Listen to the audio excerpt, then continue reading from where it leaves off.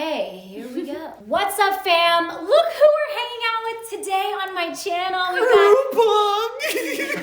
We've got Cody and Lexy here hanging out with us on our channel. We actually just did a video on their channel, so I'll be sure to link it below so you guys can go hop on over there after this video, assuming that you have no life. So I'm just kidding. We thought it would be fun to talk about love today. Relationships. Have a relationships episode, which Stevie and I do a lot of these little things on our channel, but it's so fun to have another couple's perspective about different parts of a relationship because there are so many moving parts. Are y'all ready for this? I don't know. Oh, one of us was and one of us was not. First question. You guys got married really young, okay? And there's a lot of young couples watching this. What is your advice, having gotten married young, to any of those couples out there who are in that season of life, being young and in love? My advice, specifically as a woman towards men, would be that positive reinforcement works really, really well. If there's something as a young couple that you feel like you need help with, or that you're not having the best communication on, or something's bothering you, A, try to say it in a nice way, not in the heat of an argument, and B, positive reinforcement works way better than nagging somebody about something, okay? So affirming. So here's an example. If, let's say, Cody, at the beginning of our relationship, I would ask him for help for certain things, and you've always been really good at helping me, but let's say I would ask you for help with doing the dishes, you did the dishes, a week later, you just did them on your own without me having to ask. I'd be like, oh my gosh, babe, thank you so much. This is always such a help when you do this. I appreciate it with all my heart. Like, thank you. And then instead of the next week, me having to be like, babe, why aren't you helping me with the dishes? Why aren't you doing this? I feel like positive reinforcement just helps so much in kind of motivating that person to do something, because it just works so much better when they know that you appreciate something versus attacking them for what they don't do. Early on in our relationship, when we were a little bit younger, you are a little bit more naive, I'm not gonna lie. You're constantly kind of expecting that person to understand all of your emotions and the things that you want, right? And then you kind of reach a place in your marriage and your relationship where you're like, wait, this really is a teamwork thing, and I've got to learn to be more emotionally mature about how I'm going to approach certain conflicts, certain situations, and things like that. You know, especially for young couples, I would just say don't let circumstances dictate like your relationship, how you feel about your relationship. Like if you get in a really bad fight because of just a stressful situation, like we were talking about on your channel, that doesn't mean that your relationship is trash or that you have to give up. Like don't get too emotional like about when you fight. Think about what you need to work on, have a calm talk about it, and just be like, hey, you should work on this, I should work on this, or vice versa, you know what I mean? And just work on it, and don't be too emotional and let like, oh my God, we had this terrible fight, so we're breaking up. And it's like, it's almost like that show Love is Blind. People were having these fights. I love that show. We haven't seen it yet. Well, these people were having these fights, and they were so emotionally driven, and then it was like, they couldn't even see past all of the junk that they were talking to each other, and were like, well, I think we should break up. And it's like, but you know what's crazy is a lot of these people were grown adults. So when it comes to emotional maturity, I don't necessarily think the older you are, the wiser you are, but there is that expectation the older you get, right? It's like, get it together a little bit. I have a question for Cody now. A lot of guys go through something, especially like college age and a little after college, where they just kind of want to be as irresponsible as possible. And that does not bode well with a relationship. And how were you able to kind of navigate going from high school to college to being married? Yeah, I know exactly what you mean. And I think that I think thankfully got to skip that, because I think that can just sometimes be like a waste of time and money for like a young guy to kind of just like say, oh, just because I'm this age and just because I have freedom, I'm going to do this. So I'm actually glad that I didn't have to go through that time. That was what was kind of cool about our situation. I think that it's something as simple as just being so open with your partner when it comes to career goal orientation stuff. So I think it's important to disclose that to your partner. But going back to the question about male freedom, I think that I still had the freedom. It was just channeled in a more mature way, because I got to go out to LA. Lexi and I were still together. I still got to go do that. I still got to go out and like grind and not have to support both of us. I got to still go out and like live on a couch for a little bit and do that kind of thing.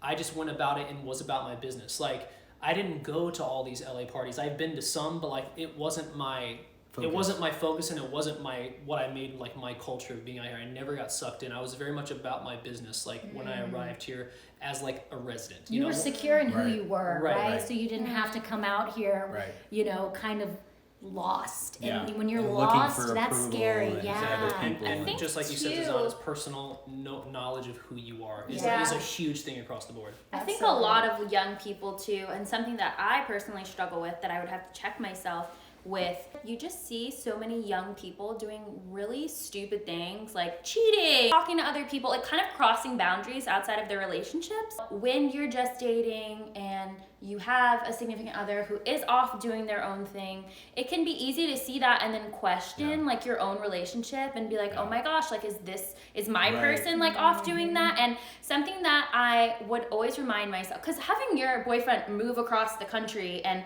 especially with the time difference, it's like, and I'm going to sleep and he's like about to Yeah. go hang out with his friends. Like it's not easy to kind of mentally cope with. True. And I think at the time I always had to remind myself, like, you should trust your significant other until they give you a reason not to. And don't kind of feed into the lies of your own insecurity Yep. and your own fear, because I think that can cause a lot of issues, especially in young relationships. Kind of like that song, I should have cheated. You know, I might as well have cheated on you. Oh, I as forgot much that. as you accuse me of cheating. She didn't cheat, but he was always accusing her of it. That's messed And- up.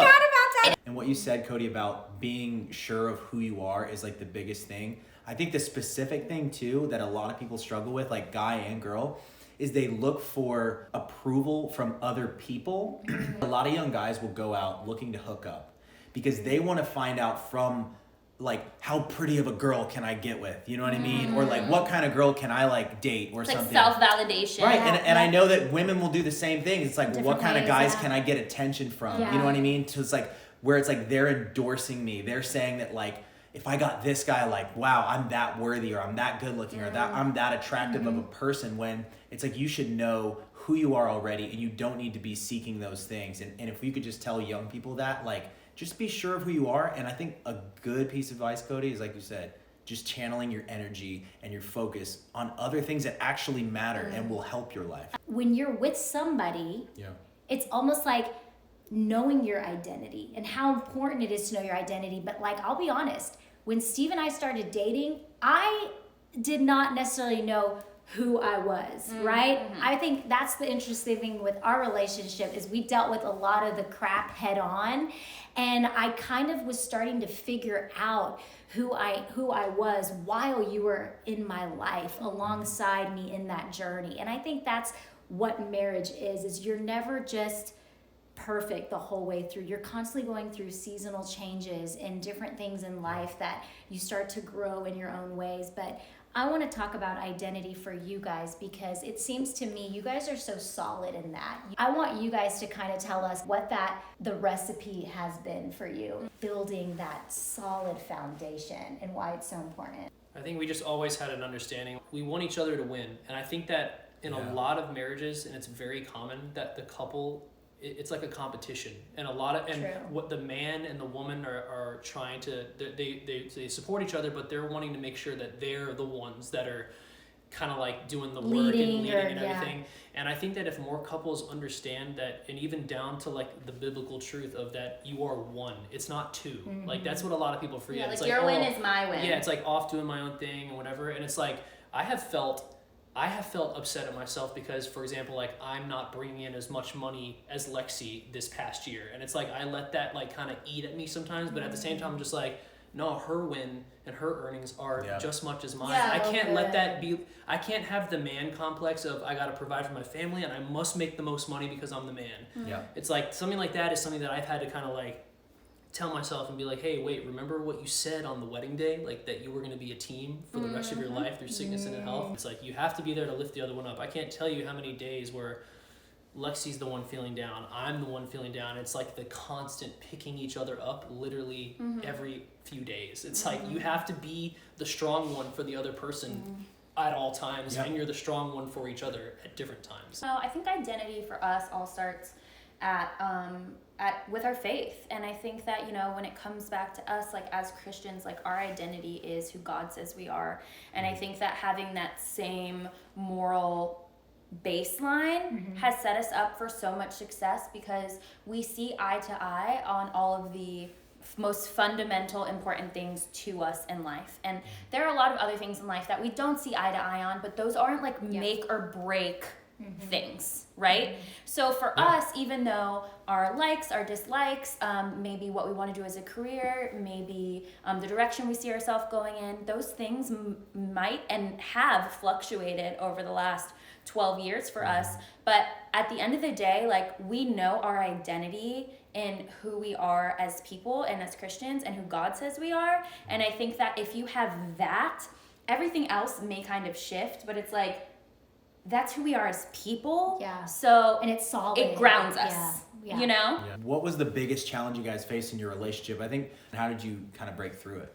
Obviously, Lexy was still in college when I proposed, and her probably taking on like the wedding planning, and just in the very important, vulnerable time of when like a guy proposes, and like we weren't together even still. Like, I proposed in person, but then we kind of both had, I still had the business to take care of, and the communication was a tough thing in the beginning, because I know that I couldn't help as much with the wedding in those times. And I remember, like, I think I came home like 3 weeks before the wedding to get married. And and I was gone, and Lexy was planning everything from college. Oh man. Dang, that was just hard. Good thing you're good at that stuff. Yeah. I think the hardest part in our relationship for me was before we even got engaged, when you did have that feeling of like, I need to be the provider and I need to take care of you in order to get engaged, but we were both freaking broke as a joke. So in my head, I'm like, well, I'm graduating soon, and like, what, you're still gonna live in LA and I'm still gonna live in Florida, we're gonna be long distance, and we're both gonna be broke, separate, and not be married. Yeah. Like, it was just such a confusing time to me, because I was in a place mentally where I was like, I'd rather be broke together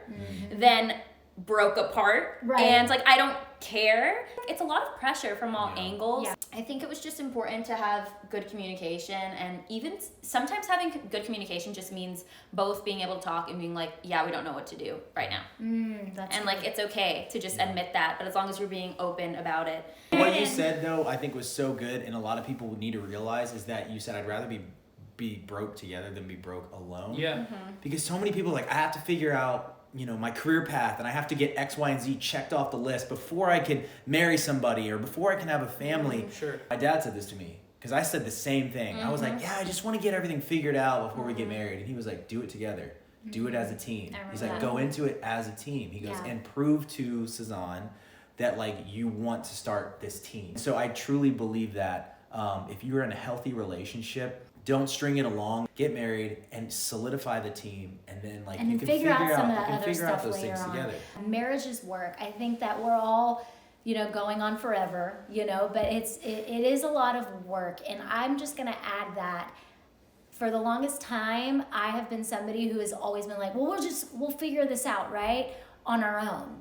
And then I realized the importance of community. Having you guys, Marcus and Kristen, like these young couples around us, especially when we were living here in LA, it really helped us in seasons where we needed that. We needed other normal couples who were going through real stuff. We all want the best for each other, Yeah. and I think that when you have a community, like you said, of friends who are there to uplift you and who want to see you succeed and win, it's the best, because at the end of the day, it's like nothing's said to be dramatic or to be mean or to, it's like we all just love each other and we want each other to thrive. So it's a safe place, really, and it's really a blessing. And everybody should have that. And if you don't, I just highly suggest that Get you some new open your friends. heart. No, like you open your eyes and your hearts to it. And when you meet other couples, like really take that time to, you know, be open and raw and honest with them, because that's what opens up new relationships and then ultimately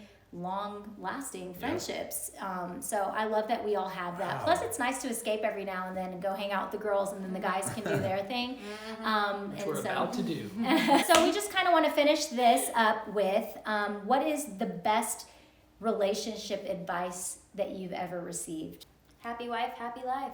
Ooh, that's a great quote. But if I could just give advice from my own experience, it's kind of a combination of all the things we talked about today. Be open, be communicative, and remember to have the team mentality. And I think that you cannot go wrong. Keep God first in your life. That's what I would say. We need to stop it right there. That he pretty much said all of it. Yeah, all of that's true. And get a puppy within months of getting married. It brings a lot of tough, good challenges into your life It's on true. parenting, It's building true. a relationship. Yeah, if you're trying to foundation. avoid the baby, fellas, get her a puppy. My- She'll want a Just kidding. baby a all year my later. advice was so lame That's what and not happens even to you. like get a puppy and make your That's life a great, happy. Still that's want a great baby. lighthearted advice. My one thing, best advice I ever received was like, don't go to bed mad. Yeah. You know, Yeah, I think yeah. that's really important. It forces you to just communicate and I let thought it they go. said go to bed mad. Don't figure out at night because you're tired and you're sloppy. I don't know. What is your advice, babe? You choose love over every other option. Divorce is not an option once you're married. And even in your mind, setting that as the precedent is so important, because when you get in really bad fights when you're married, because they'll come about, whether it's stress induced or it's life induced, you'll have really, really hard times and seasons where you just can't figure it out. But in the back of your mind, you know, no matter what, that you're choosing love over any other option. This was so much fun, guys. I love you guys. All right, you guys have got to go over their channel, subscribe, check out all their cute videos that they do together. They even have Wait, Stevie needs to get in on the hug. Oh, He he just said, missed